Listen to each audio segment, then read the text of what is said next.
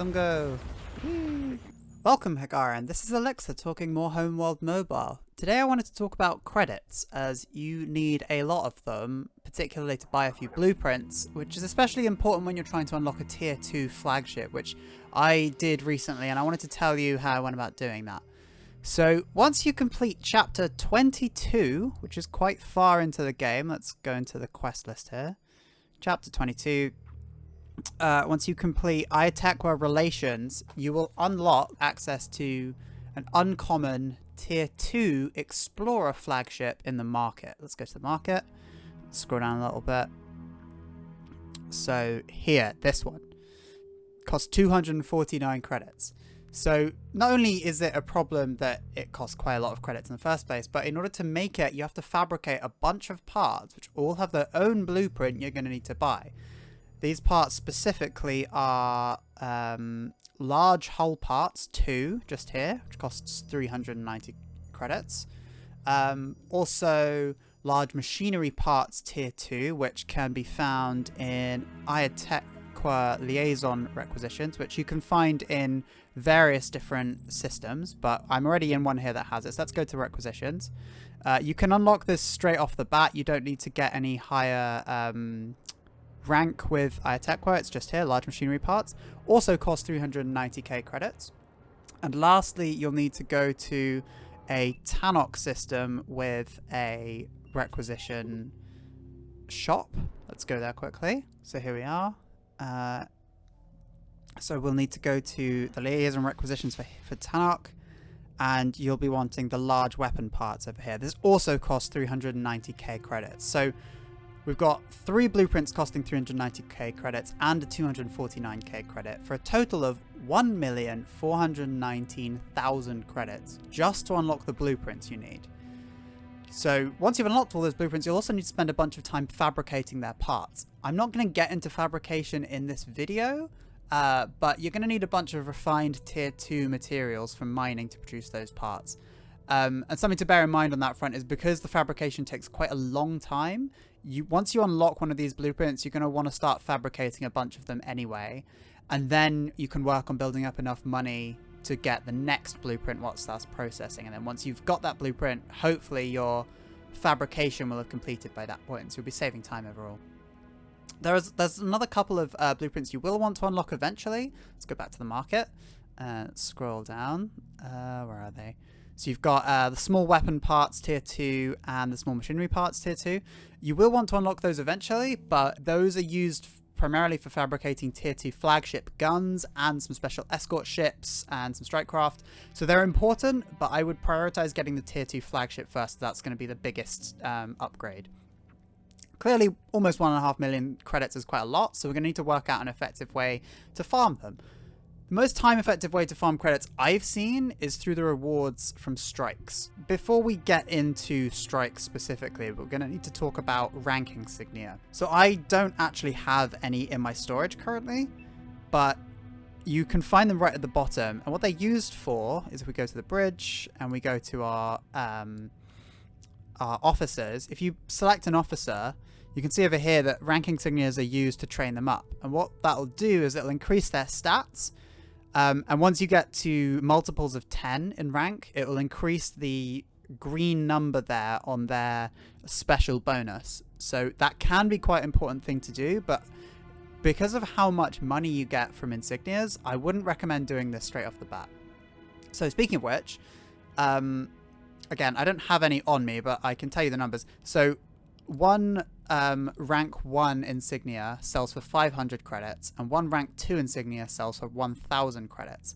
It may not seem like very much, but let's start looking at the strikes and you'll see why they're important. But before we get into strikes, a quick caveat is that there's currently a bug which is going to lock you out of the game chat.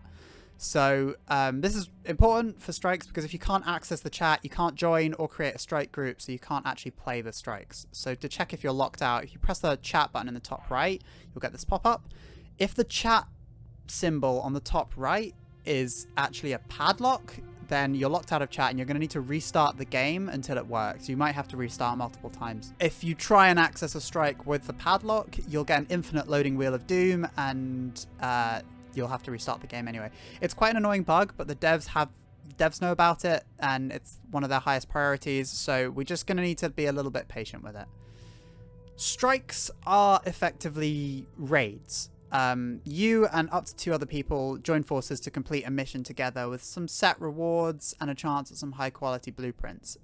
You'll unlock the first one, Pirate Base Tier 1, in Chapter 14. Let's look at Chapter 14. Just here, Kangasian Hideout. Once you've unlocked this, you should be able to go and fight that strike. And by that point, you should also have a Tier 1 flagship, which is quite important for this.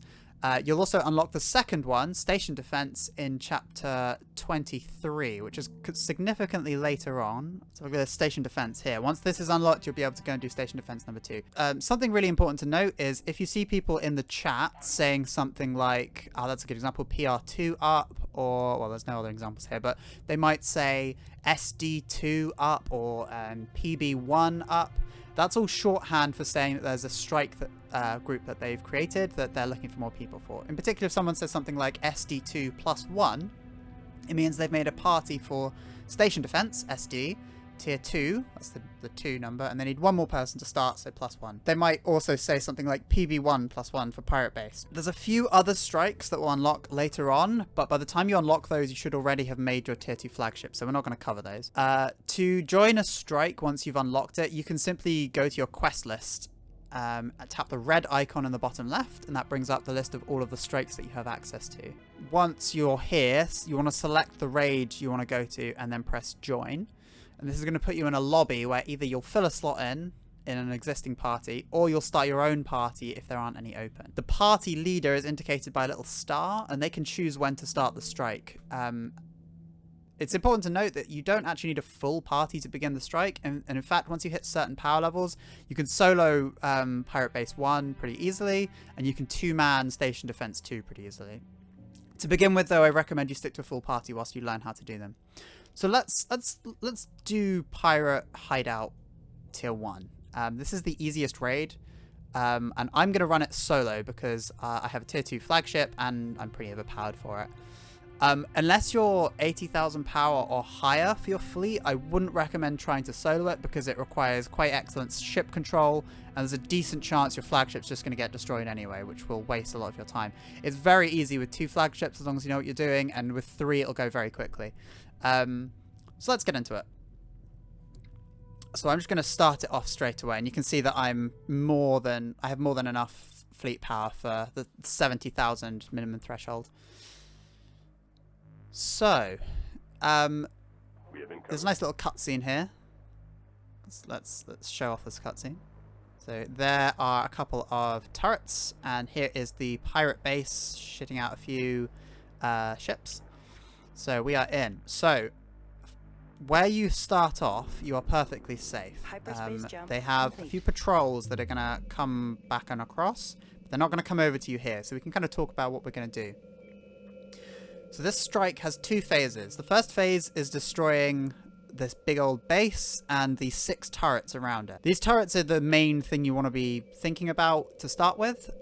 They have okay range and quite good damage, which makes them very good at destroying strike craft and escort ships. I suggest you keep your strike craft all docked to begin with, and just bring your escort along with you and send your flagship straight towards the nearest turret. So let's do that. I'm gonna use some groups just because I like controlling everything with groups, and I'm gonna tell my destroyer to guard my explorer so it comes along with me, and let's send the explorer straight towards them. You can pretty much ignore the patrolling ships here because they're just going to simply respawn once they get destroyed. So there's not really any point in hitting them because you're just going to spend more time accomplishing nothing. Your flagship has a really high range. It has longer range than pretty much any other ship. So just send your flagship towards the defense turrets and only attack them with your flagship. If you do this right, you should not get hit by the defense turrets whatsoever, and you can just hit them entirely from range. once a bunch of patrolling ships have come in, if you're feeling like you might be getting a little bit overwhelmed, that's a good time to undock all of your ships. My flagship is quite powerful, so it's blown up the first platform already. Let's take out the second one. Engage all hostiles. Yeah, only undock your ships here if you're feeling overwhelmed. If you've got a tier 1 flag, I'd recommend just undocking them here anyway. It'll keep them distracted from your flag and keep your flag alive. Keeping your flag alive is pretty much the most important thing you can do here. There are a couple of moments where you'll be able to move away and swap out for some resource collectors and heal up, but that does take quite a lot of time. So if you can avoid it, you'll be able to make more money. So yeah, keep on targeting each subsequent turret. Ignore the base for now. Let's just focus on the next platform. And I've got quite a few things on me here, so I'm gonna undock my strike craft and let them deal with the patrolling ships. If you send your strike craft in after these platforms, your strike craft are gonna get hit pretty hard, and you may end up losing them quite quickly. So be careful. Okay, so all the turrets are now down. So now we want to use everyone to hit the pirate base. We're, again, ignoring these patrolling ships. Locked in. Once all the turrets and the base are all down, a fleet of Kangasian pirate ships is going to appear. I think it's a command ship and a couple of assault frigates. Once you destroy those specific ships, you're then going to complete the strike, and you'll get your rewards. Remember, you don't need to destroy the patrolling ships. However, there's a little bit of time in between destroying the base, which is about to happen here. There we go. And the fleet coming to actually get you. So this is a really good time to pick off as many of the patrol ships as you can before the fleet gets to you here. And remember, if any of your strike craft are looking a bit low, they've taken a bit of damage, if you dock them, they will instantly heal back up to full health, and then you can redeploy them again. Here we are enjoying some classic Homeworld content. Zoom in on one of these ships. Very nice. Look at them go. Whee. Okay, so the defense fleet has arrived, so let's get focusing them down. I recommend you focus on the assault frigates first, because they have lower health and they do quite a lot of damage, so taking them out quickly is going to keep your fleet alive for longer, which is quite important, especially if you're soloing this. These should go down pretty quickly in this run because I've got very powerful ships. Your mileage may vary, especially if you have quite low fleet power, especially if you only have a tier 1 flagship. This is why I recommend you do this with at least one other person to begin with, and then once you feel quite a bit more comfortable, you can try soloing. Lastly, let's finish off the command ship, and then that will finish the strike. There we go. So after a little bit, you'll get the mission complete screen, some spoils, some treasure, and a few credits. So now that it's done, let's go back to the station. Okay, so we're back. So the mission end rewards are okay. They're all right. If we go to our storage, you can see we got some salvage. We also got this large spoils, which has a couple of things in it, and we also got some pirate treasure, which also has a couple of things in it. A few okay blueprints in here, in particular the turrets are okay, but these are not the main thing we're actually looking for. If we go back to the quest list and back down to the strikes, you can see we can now complete this quest. So every time you complete Pirate Hideout Tier 1, you'll get 3,500 credits and 15 Rank 1 Insignia. Each one of these, as I said before, Rank 1 Insignia is worth 500 credits. So we're getting a total of 3,500 credits base, plus another 7,500 credits for 11,000 credits per completion. It's quite a lot of credits, but considering we need 1.4 million, it'll take us around 129 completions of just Pirate Hideout number 1 to get all the blueprints we need, to get all the credits we need for all the blueprints we need. That's quite a lot of them.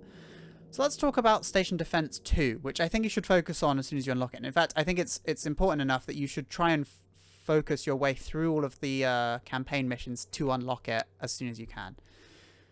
So let's go to Station Defense number 2. So you can instantly see the rewards for Station Defense are much bigger, but we'll get back to that once we've completed it. So let's try and join a group. Now, your objective in Station Defense 2 is to protect a big base from a pirate attack. And similar to Pirate Base 1, Station Defense 2 has 2 different phases. When you spawn in, you will see a big base surrounded by 4 hyperspace gates. And these, after a few seconds, are going to get hijacked by Kangasian pirates.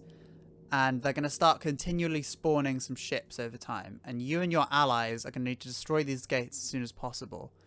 As there's a maximum of 3 players and there's 4 gates, you're going to need to split up to complete the strike efficiently. Okay, so we've got our 3 people here. Hopefully our leader with the star is going to start it. Okay, yep, they've started the strike. Let's get into it and let's show you what to do. So, yeah, when you spawn in, you'll have the party leader in the middle. So that's Alicera there. They're going to be in the middle. And then I'm going to be on one side and the other person's going to be on the other side. So you're going to immediately want to split up. Now, depending on which side you're on, you're going to want to go to whichever gate is immediately next to you.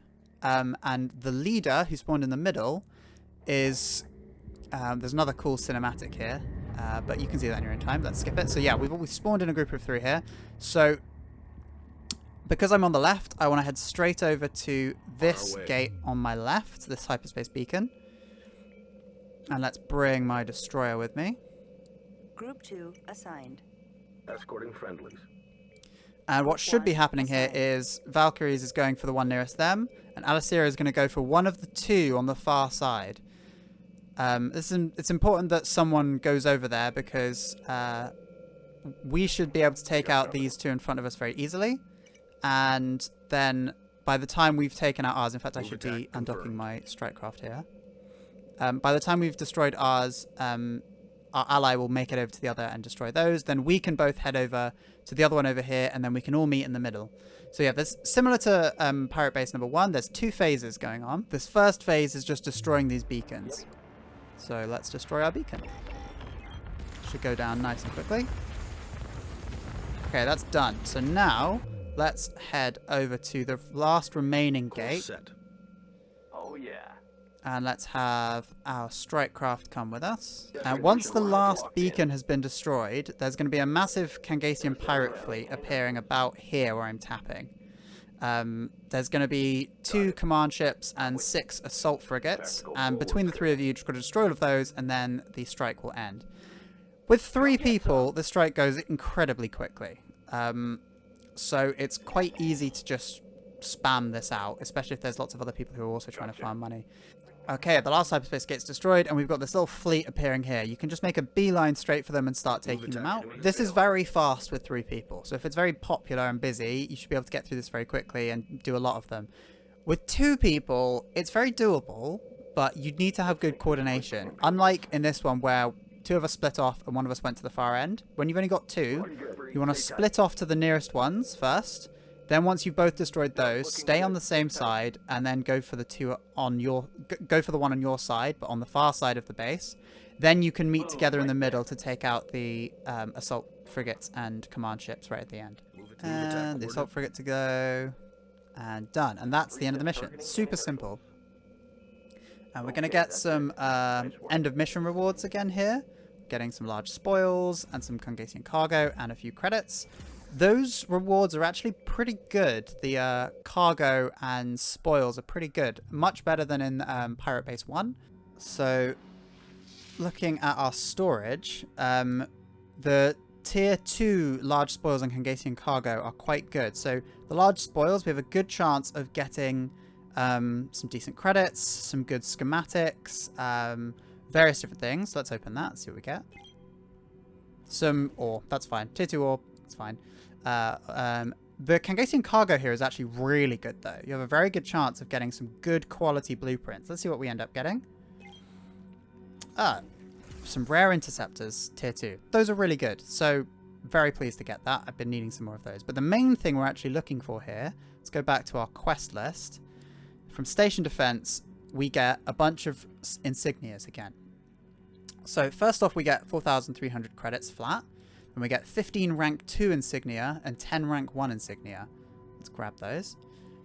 As rank 2 insignia are worth 1,000 credits each, and rank 1s are worth 500 credits each, there's a total of 4,300 plus 15,000 plus 5,000, which is a total of 24,300 credits per completion. This is more than double of Pirate Hideout 1 and takes a similar amount of time. Probably potentially even faster because most people are going to be trying to do this one.